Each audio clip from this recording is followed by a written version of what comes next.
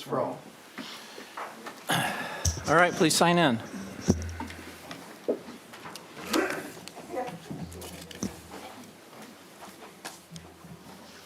Five members present.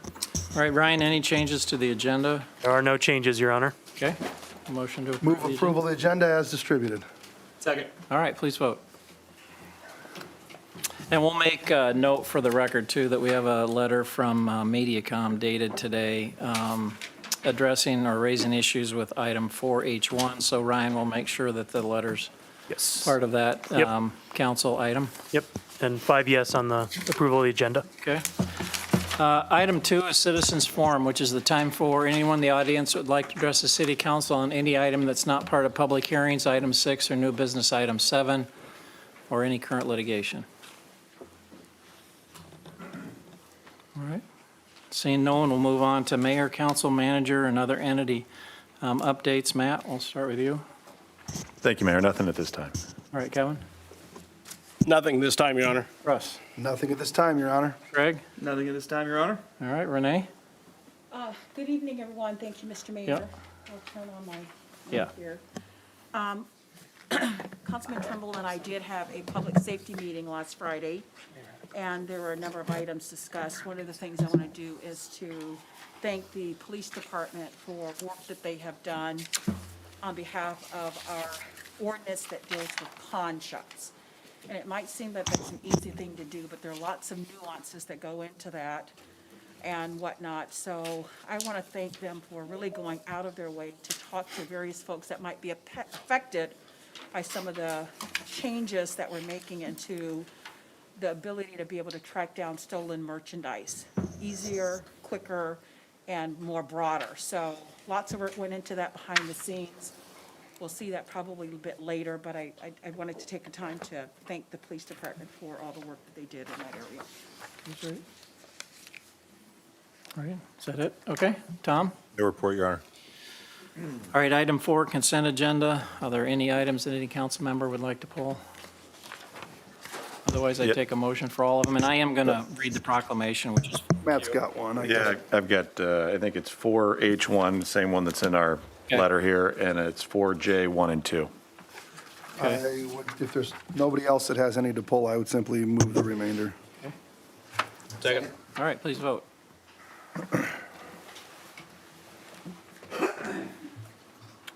Five yes. Okay, I think we can take 4H1 and 4J1 and 2 together, since I think Matt needs to abstain.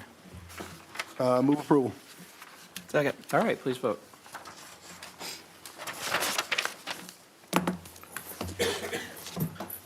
Four yes, one abstention due to potential conflict of interest. Okay, great. It'll be my privilege again tonight to read our human rights proclamation for Human Rights Day on December 10th. We would like to, and I've got an original proclamation to share with the commission if they'd like to have one of the originals. And then I believe we have all 9 commission members either physically here or on the phone. And so for those who are physically in the council chambers, we'd love to recognize you. So when we do, if you wouldn't mind standing, that'd be great. Mindy Bagnat, I think, is our chair. Mindy, thank you. Chandler Collins, vice chair. Thank you, Chandler. Lynette Daphne. Okay. Shaimeh Ali. Thank you. Dr. Rich Salas. Heather Schott. Milton Cole Duval, and thank you for the nice frame things and my sign. My family's not going to believe that in Milton, so thank you. I'm going to take a picture of it and share it to them. I heard they weren't coming before I posted it. So those are our 7 existing members, and then we did add 2 new, so we have 9 total members. Andrew O'Leary, I believe Andrew's on the phone, and Tiffany Burkinese. Is that right, Tiffany? Burkinese. Thank you for joining us. We appreciate all your hard work, and I know Audrey and Renee are very helpful on that committee. We're doing great things. We got great things coming. I know Martin Luther King celebration is going to be January 17th from 3:30 to 6:30 at the Recplex. So that's always a great event. Renee, anything else you'd like to share before I read the proclamation? Well, yes, Mr. Mayor, thank you. First of all, I want to thank you for always being very supportive of the work that we do. Anything that the commission asks you to do, you've done. So I want to thank you for that. And I just want to thank the commissioners and that are here tonight or on the call. This commission has really revamped itself, and it is really transformed. And it has members that truly care to really do more than just come to a meeting and look at paper and talk. They truly want to make this city a welcoming place for all and are coming up with creative ways and ideas to make that happen. Just now, getting ready to celebrate our third citywide Martin Luther King activity has been done by the work of the commissioners, led by Dr. Salas. And so I'm never more proud to work with a group of individuals that are so committed to humanity, really, humanity, and truly trying to make sure that West Des Moines not only talks the talk, but walks the talk. So just proud to be a liaison to this particular commission. Well, thank you very much. And I'll read the proclamation. I'd love to get a picture with it with commission members who are here. Whereas on Human Rights Day, Friday, December 10th, 2021, we celebrate the founding ideals of our nation, which emphasize the importance of protecting human liberty through our great country. Whereas as Iowans, we cherish the value of free speech, equality, and religious freedom, and we stand in unity against injustice, inequality, and tyranny. Whereas the citizens of West Des Moines affirm that everyone has the right to be recognized as a person before the law, and all are equal before the law, and all are entitled without discrimination to equal protection of the law regardless of age, race, color, religion, creed, sex, sexual orientation, gender identity, marital status, national origin, disability, or veteran status. Whereas we believe peace and justice prevail when people are free to speak, assemble, and worship, when their rights are protected, and when governments are accountable to their citizens. These foundations of freedom are guaranteed for Americans in the Bill of Rights of our Constitution. Whereas on December 10th, 2021, Human Rights Day, we celebrate the ideals of our founders and reaffirm the belief that freedom is the right of all mankind. Whereas the citizens of West Des Moines recognize a special responsibility to advance the claims of the oppressed, to reaffirm the rights of life and liberty as fundamental rights upon which all others are based, and to safeguard the rights to freedom of thought, conscience, and religion. We are free, we must speak up and advocate for those who are not.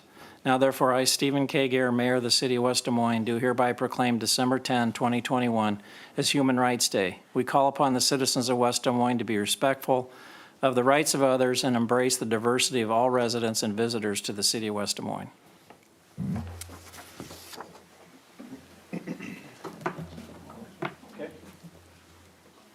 You guys come on forward. I heard you're not a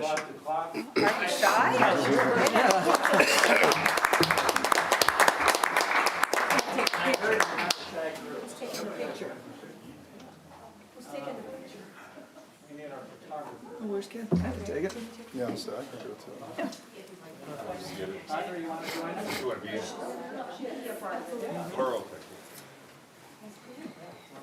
Oh, where's Ken?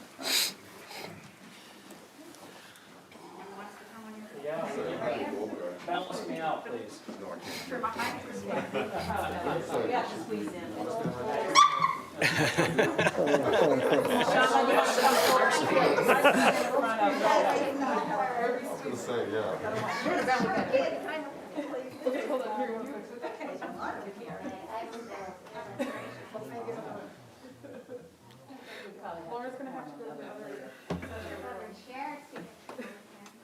Smile.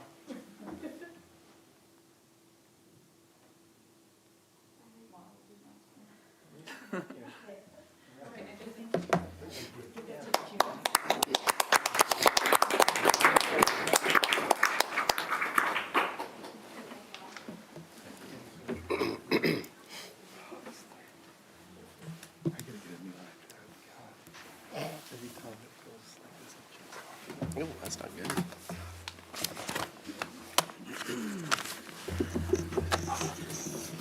All right, item 5, old business. One item tonight, Jordan Ridge, northwest corner of Boonville Road and South Jordan Creek Parkway, establish the plan unit development to govern development of single-family and medium-density residential. Jordan Ridge LLC, it's an ordinance. Second, third reading and final adoption. There was a minor change. I had referenced a memo that was placed on the dais before us when we had the public hearing. And the motion didn't formally incorporate the information in that memo, so the staff has asked us to do that. So that's the only minor change to what was already approved.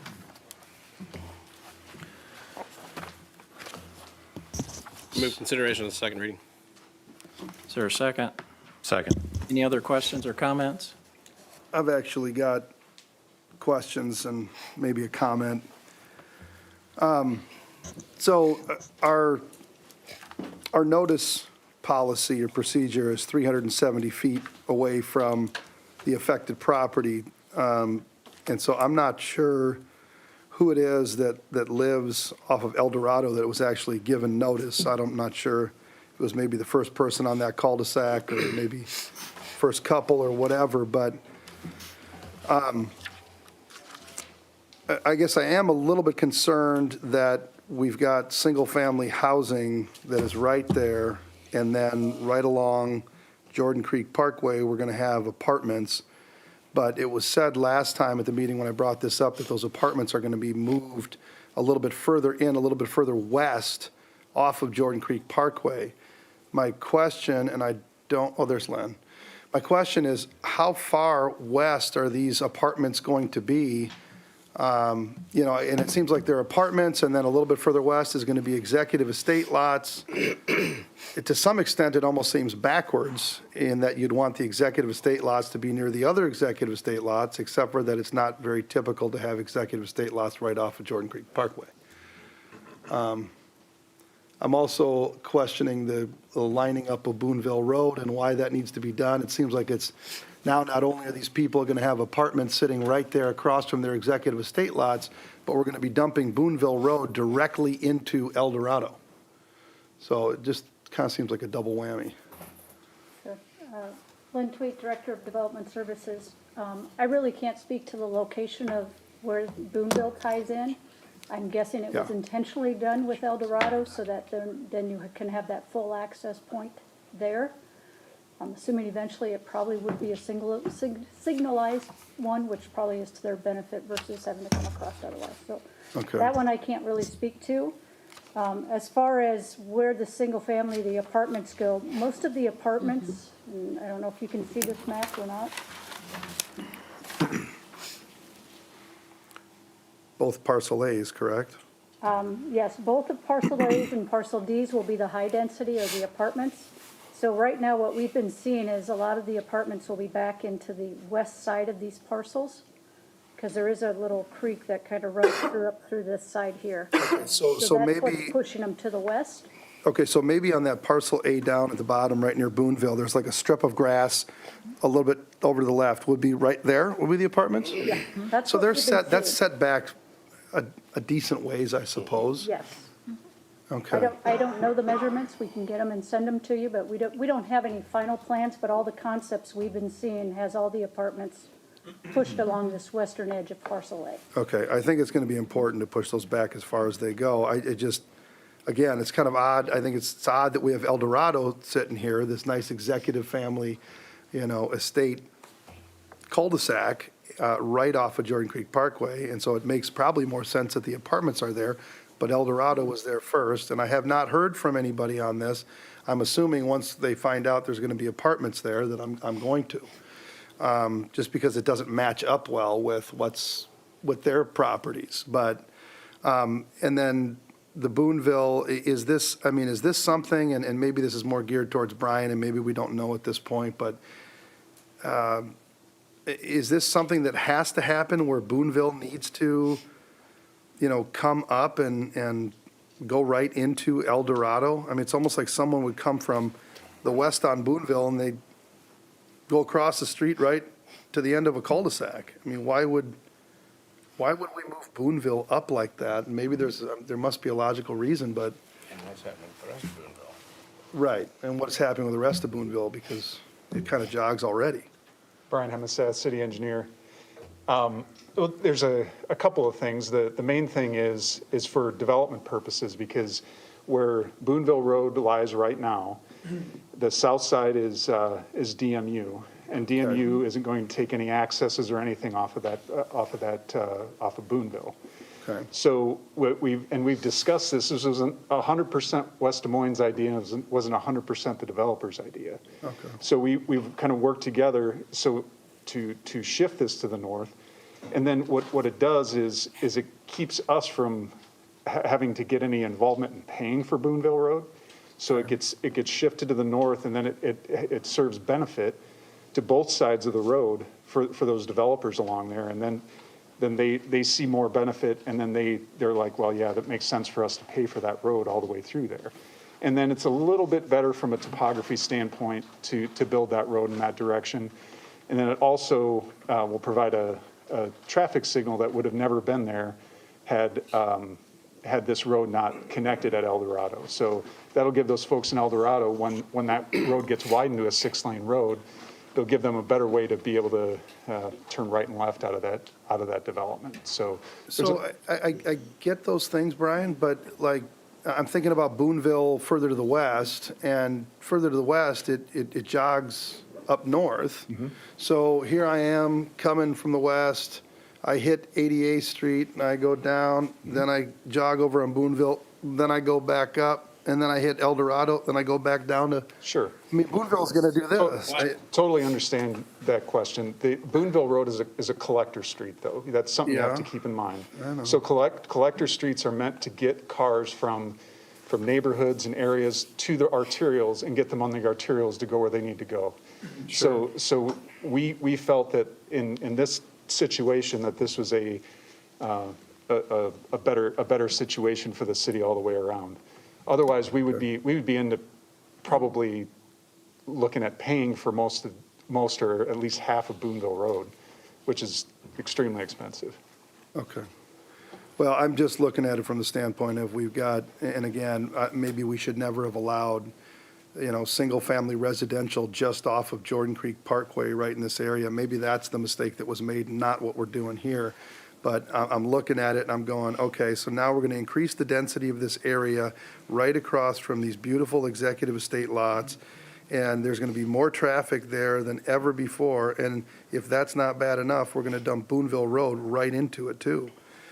I've just got some concern with that, but I understand what you're saying on the payment of this, and certainly I don't, if the taxpayers cannot get stuck with that bill, I'd rather have them not. But, haven't heard from anybody in El Dorado, but I'm assuming that at some point in time, we're going to hear from people there, they're going to come out, so. Hey, Brian, go ahead, sorry. But with that, though, Russ, I mean, El Dorado is a cul-de-sac, so it's not like people are going to be traveling Boonville Road and keep going to the north and east. That's correct. Absolutely. Brian, would it be safe to say that the amount of traffic that will be coming south on Jordan Creek Parkway, once it's 2 lanes, if not 4 lanes, if not 6 lanes, will be much greater than anything coming from Boonville? Oh, absolutely. Okay. And Lynn, really one quick question. I just did a quick measurement from those 2 houses in El Dorado so the one on the north, if you want to point at that one, that one right there, to the black line, it's about 400 feet. And from one at the top of the hill below the street, that to the black line is about 500 feet. But you're telling me that there won't be any multifamily units along that black line. It's going to be quite a bit back. And by quite a bit, are we talking 50 feet, 100 feet, 150? I can't remember what you said just earlier. Yeah, we don't know that exact measurement.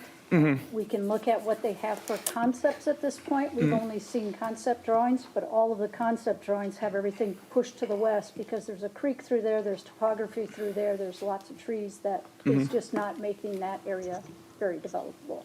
So if it's 400 or 500 feet just to the black line, we could probably count on another 50, 100, 150, 200 feet on top of that. It's tough to say exactly. Would that be accurate? It's tough to say. Like I said, I can do a Sure. measurement and shoot you an email about it. We just haven't measured it off just because we knew it was all getting pushed to the west.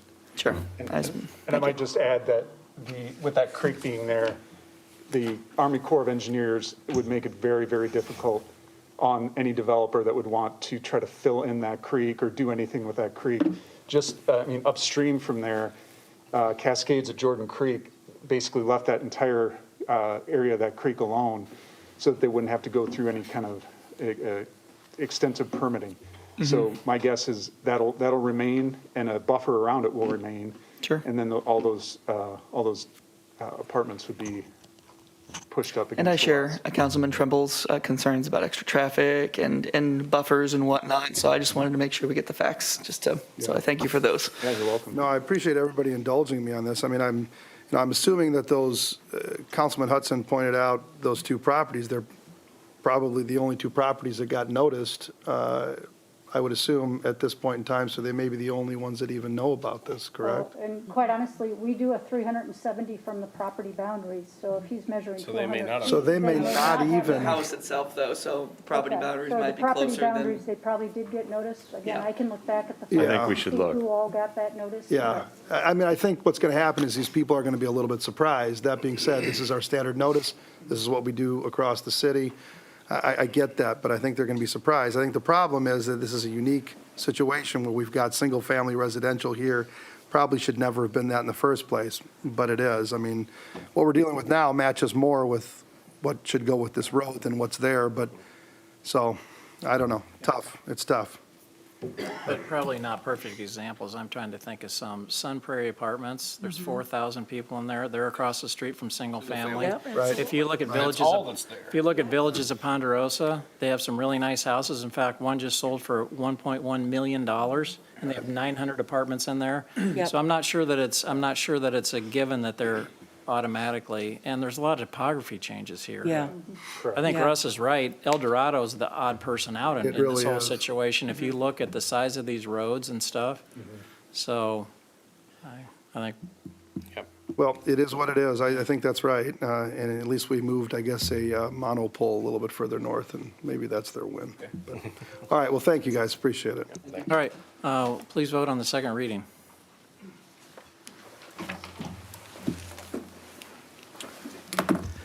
5 yes, an ordinance amending the official zoning map in the city code of the city of West Des Moines, Iowa, 2019 by amending Title IX zoning, Chapter 9, Plan Unit Development District pertaining to PUD district regulations and guidelines. Move approval of the second reading. Second. All right, please vote.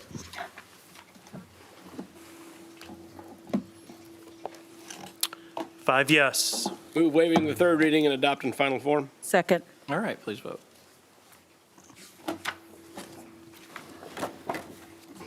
5 yes. Item 6, public hearings. Item 6A, this is the time and place for a public hearing to consider amendment to City Code Title IX zoning, modified regulations pertaining to solar energy systems, initiated by the City of West Des Moines. Ryan, would you please read the date the notice was published? November 16th, 2021 in the Des Moines Register. Have you received any written comments? The Plan and Zoning Commission, by a vote of 4 yes, 3 were absent, adopted a resolution recommending approval of the ordinance amendment.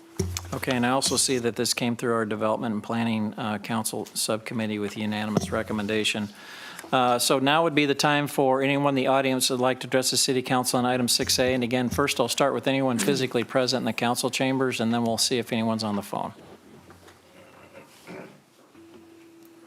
Okay, seeing no one in the council chambers, is there anyone on the phone that would like to address the council on item 6A?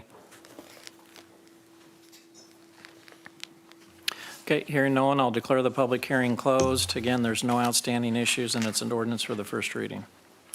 Move approval. Consideration of the first reading. Second. Any other questions or comments? I do want to say something. One, I want to thank the subcommittee of the chair, Matt McKinney, and other subcommittee member Renee Hardman for taking this issue up and really, and thank staff too for delving into it. You know, we want to be as progressive as we possibly can. We want to allow people to do alternative energy, whether it's wind or solar, and I think we've been pretty progressive, and we've done that.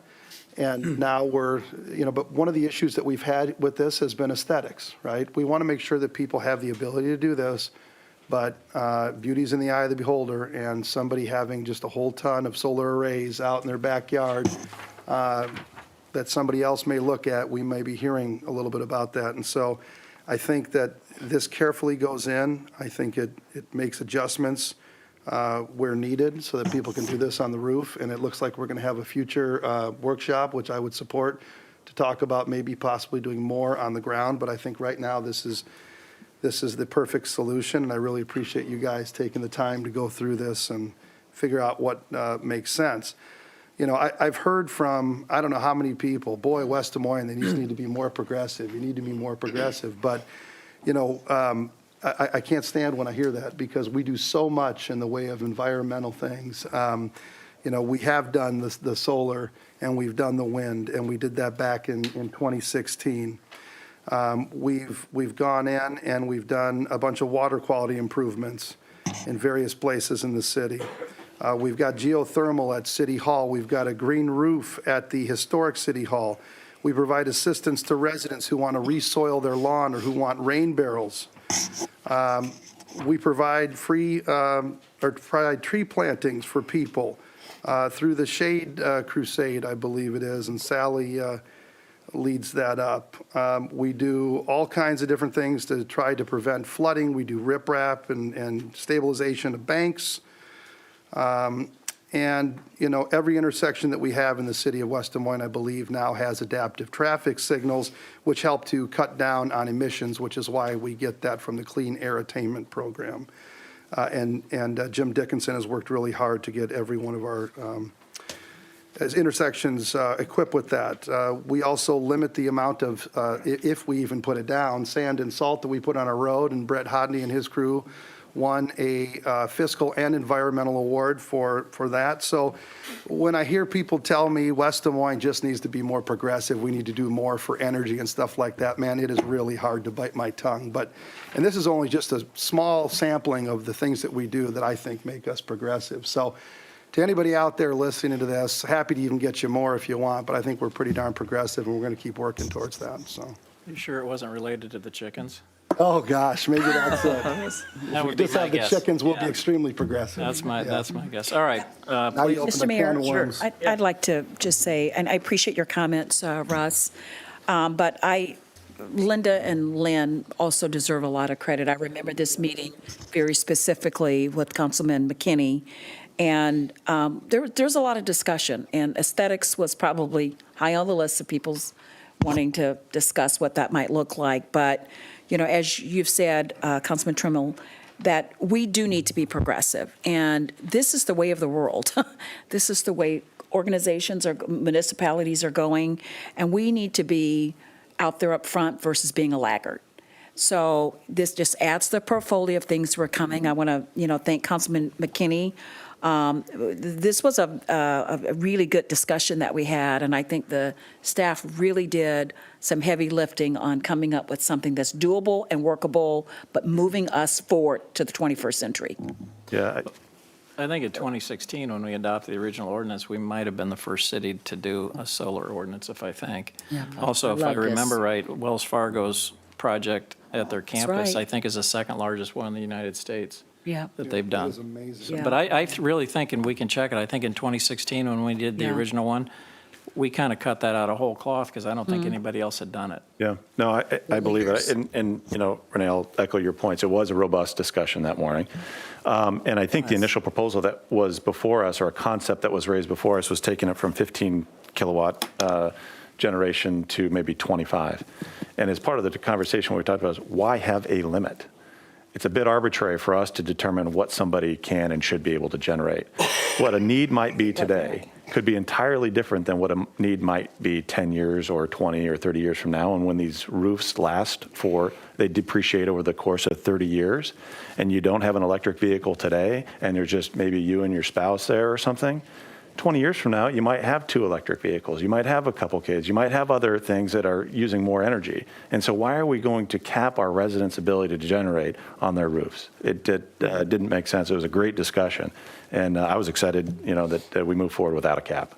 This is great. I think I will echo all the comments that were made. I think there's going to be a lot of folks who will want solar panels in the future, and like a 25 kilowatt system for a home in West Des Moines more than covers it.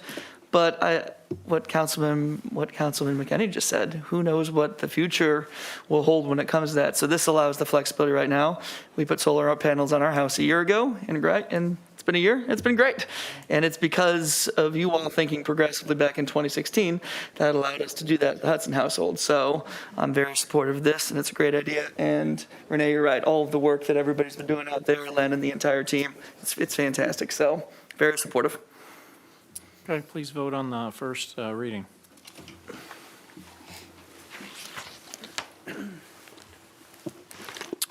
Five yes, an ordinance amending the city code of the city of West Des Moines, Iowa, 2019, Title IX zoning, Chapter 14, accessory structures pertaining to solar energy systems. Move approval of the first reading.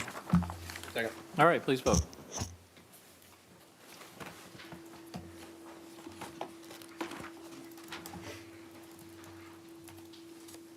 Five yes. All right, item 6B, this is the time and place for a public hearing to consider amendment number 6 to the Luvian Urban Renewal Area initiated by the city of West Des Moines. Ryan, would you please read the date the notice was published? November 26, 2021, in the Des Moines Register. Have we received any written comments? None, Your Honor. All right. And I'll note this came through Finance and Administration Council Committee as well. Now would be the time for anyone in the audience that would like to address the City Council on item 6B. And first, we'll take anybody physically present in the council chambers. Okay, seeing no one, is there anyone on the phone that would like to address the council on item 6B? Okay, hearing no one, I'll declare the public hearing closed. It's a resolution to approve the urban renewal plan amendment, and there are no outstanding issues. Move approval. Second. Questions or comments?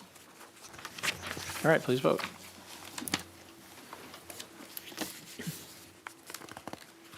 Five yes. Item 6C, this is the time and place for a public hearing to consider amendment to City Code Title I, Administrative, Chapter 9, Municipal Elections, redistricting of the city council wards and precincts in compliance with the 2020 federal census, initiated by the city of West Des Moines. Ryan, would you please read the date the notice was published? November 26, 2021, in the Des Moines Register. Have you received any written comments? None, Your Honor. All right, and I'll note this also came through Finance and Administration Council Committee with a unanimous recommendation. Now would be the time for anyone in the audience that would like to address the council on item 6C. And again, we'll start with anybody physically present in the council chambers. All right, seeing no one, is there anyone on the phone that would like to address the council on item 6C? Okay, hearing none, to declare the public hearing closed. Ryan, and I know you did a lot of heavy lifting on this, so this is an ordinance for the first reading. Move consideration of the first reading. Second. Any other questions or comments? Just thanks to Ryan, Your Honor, like you said, he put a lot of work into this, and he was way out in front of it. You know, we got contacted by the counties asking when we were going to do this, and we already had it done. It was very straightforward and simple.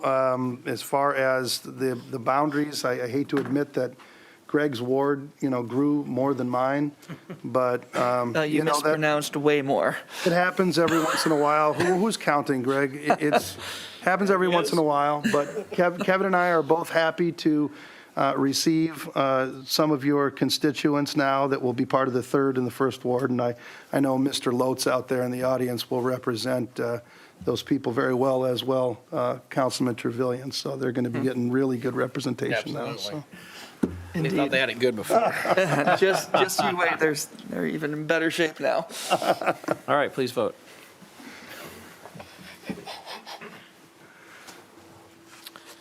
Five yes, an ordinance amending the city code of the city of West Des Moines, Iowa, 2019 by amending Title I, Administrative, Chapter 9, Municipal Elections, Section 2, Wards and Precincts. Move approval of the first reading. All right, please vote. Five yes. 6D, this is the time and place for a public hearing to consider Grand Avenue, South 88th Street to South Grand Prairie Parkway, initiated by the city of West Des Moines. Ryan, would you please read the date the notice was published? November 26, 2021, in the Des Moines Register. Have you received any written comments? None, Your Honor. All right, and also note that this came through the Public Services City Council Committee with a unanimous recommendation. So now would be the time for anyone in the audience who would like to address the City Council on item 6D. And again, we'll start with anybody physically present in the council chambers. Okay, seeing no one, is there anyone on the phone that would like to address the council on item 6D? Okay, hearing no one, I'll declare the public hearing closed. We have 2 resolutions and a motion which we can take together, and there are no outstanding issues. Move approval. Questions or comments? All right, please vote. Five yes.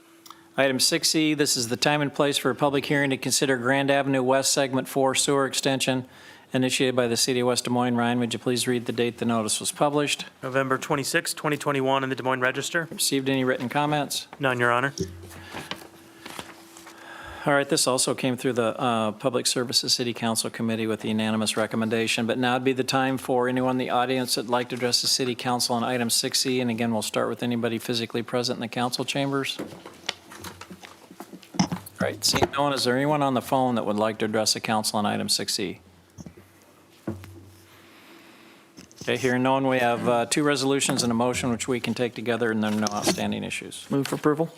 Second. Questions or comments? I'd just say that this morning we had a development planning meeting and then talked about how this very sewer here is going to help development there at the very corner of Boonville and 88th Street. So continued economic development. Yep. Okay, please vote.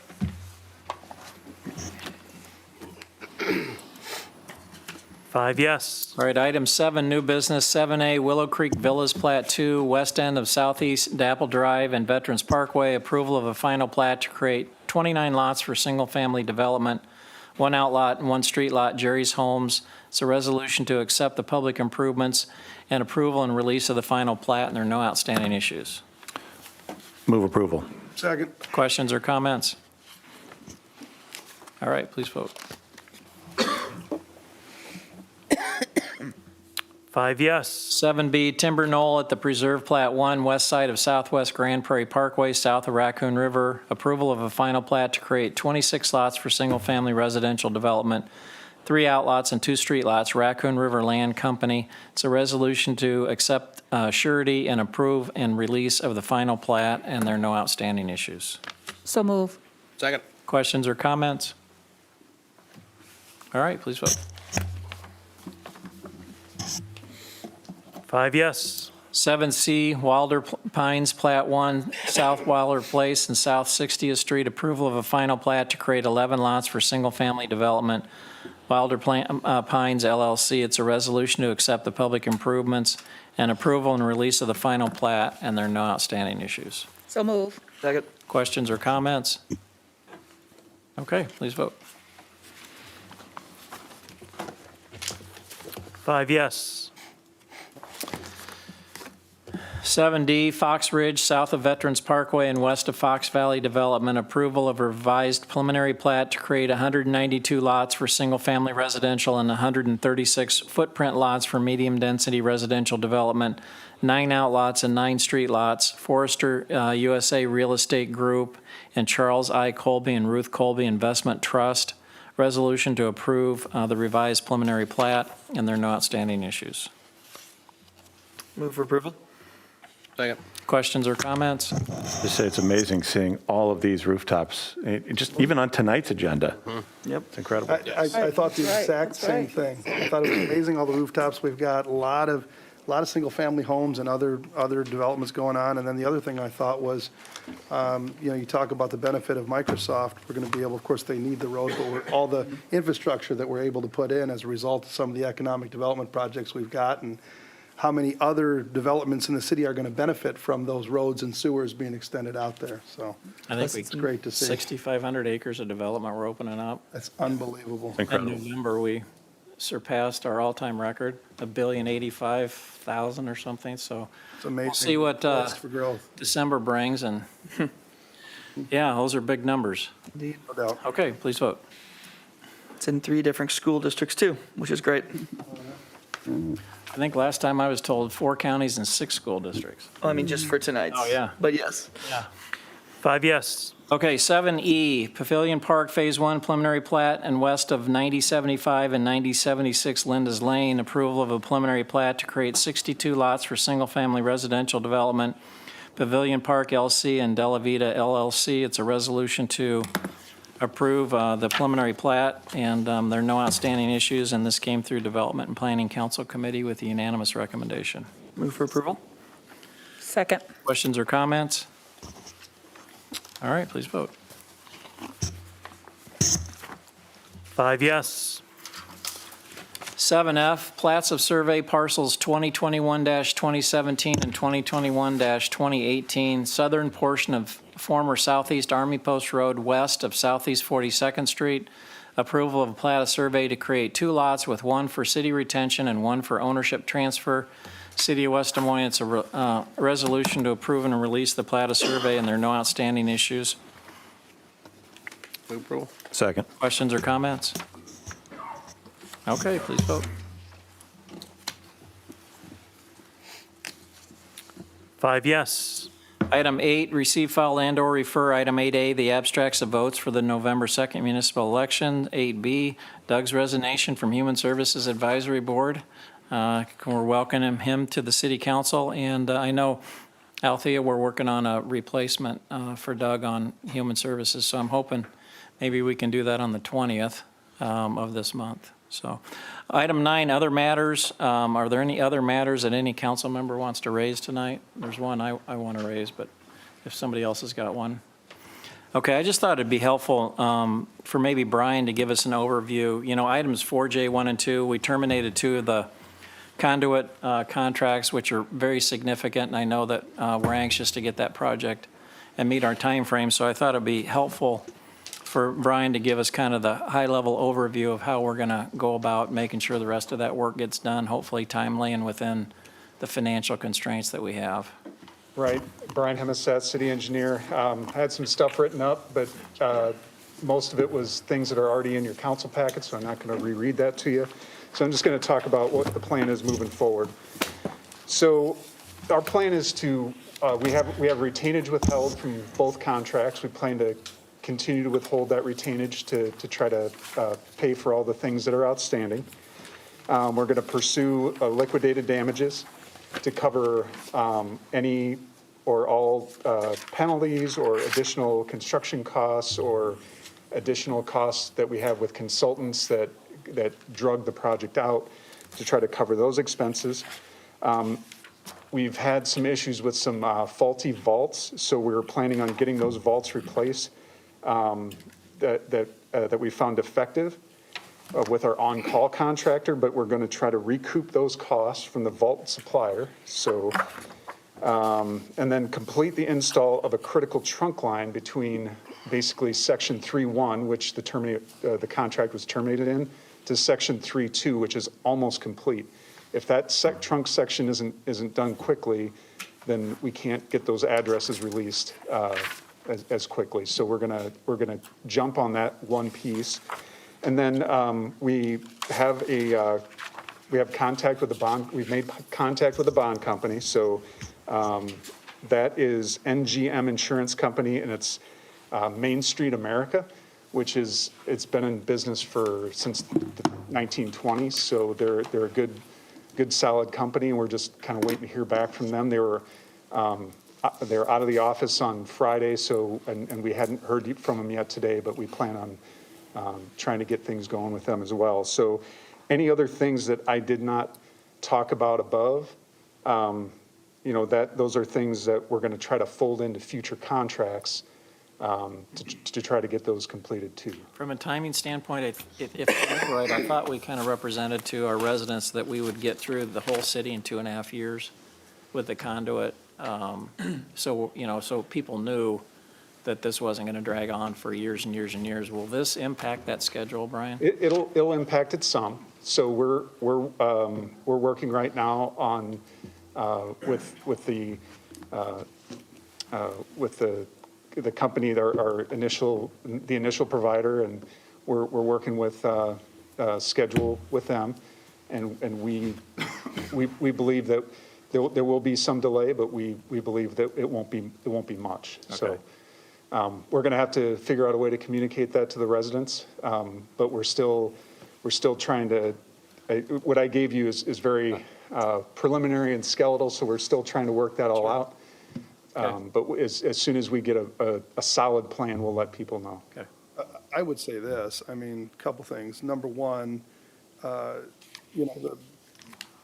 labor shortage and the supply chain issues, I would assume have not just applied elsewhere and not not applied to us. I mean, we've had those issues as well when dealing with this, and I'm sure some of the contractors have as well, trying to find good quality labor to be able to do the jobs that they've bid. And so, this has been quite a challenge, I think, going through. It's a huge project to begin with, but going through a pandemic and labor shortage and supply chain issues, I'm impressed that we are where we are, given all of that's gone on.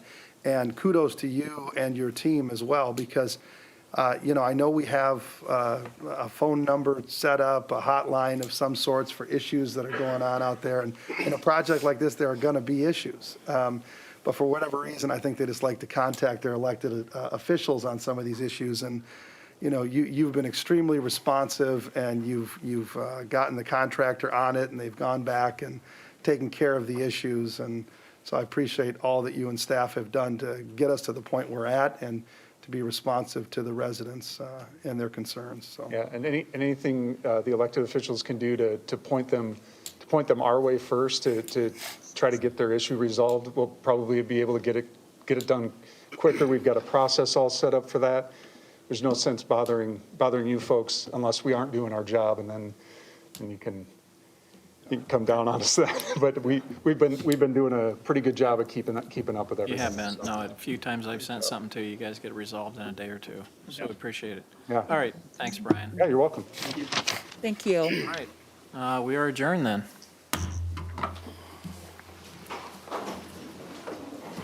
This is the quickest meeting we've had in a long time. Yes.